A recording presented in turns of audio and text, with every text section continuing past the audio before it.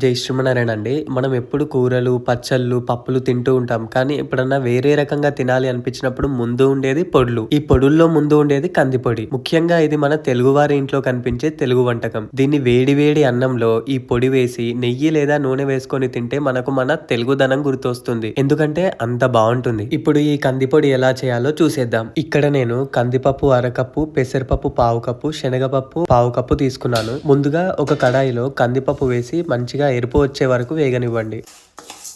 కందిపప్పు వేగిన తర్వాత వాటిని పక్కకు తీసుకొని అదే కడాయిలో పెసరపప్పు వేసి వాటిని కూడా ఎరుపు వచ్చే వరకు వేగనివ్వండి. పెసరపప్పు వేగిన తర్వాత వాటిని పక్కకు పెట్టి దాంట్లోనే శనగపప్పును కూడా వేయించండి. ఇవి వేగిన తర్వాత ఇదే కడాయిలో కొద్దిగా నూనె పోసి దాంట్లో ఎండుమిర్చి, కాస్త జీలకర్ర వేసి వాటిని కూడా వేయించండి. అవి వేయించుకొని వాటిని మిక్సీ జార్లో వేసి తగినంత ఉప్పు, కాస్త ఇంగువ వేసి వాటిని బాగా మిక్సీ పట్టండి.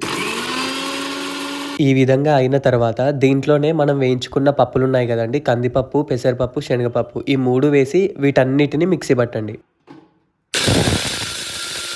ఈ విధంగా మిక్సీ పట్టుకుంటే మనకు కందిపొడి అయినట్టే అండి. దీన్ని మనం వేరే దేంట్లో కన్నా తీసుకొని ఒక 2-3 నెలల వరకు వాడుకోవచ్చు. ఇవి ముఖ్యంగా బ్యాచిలర్స్కి లేదా మన ఇంట్లో కూరగాయలు లేనప్పుడు బాగా ఉపయోగపడతాయి. మీకు ఈ వీడియో ఎలా అనిపించిందో కామెంట్ చేయండి. జై శ్రీమన్నారాయణ.